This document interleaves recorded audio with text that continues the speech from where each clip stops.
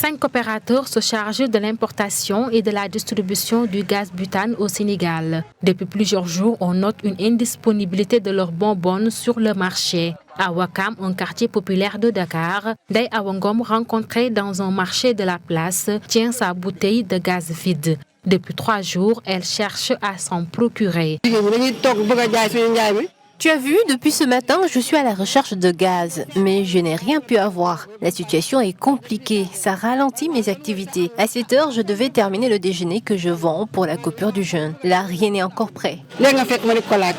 Une situation qui a fini de secouer les ménages. Certains foyers font aujourd'hui recours au charbon de bois.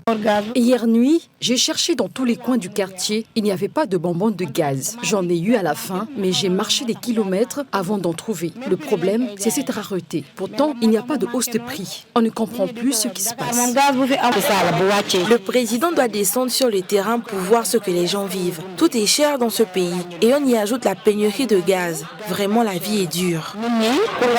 Ce vendeur a passé commande chez son distributeur habituel depuis une semaine. Mais la livraison se fait toujours attendre.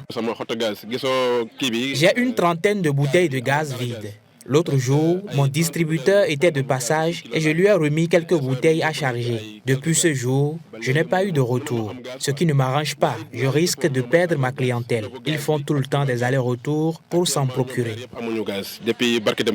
Une guerre de positionnement des opérateurs du gaz butane au Sénégal est à l'origine de cette situation insoutenable selon les autorités compétentes.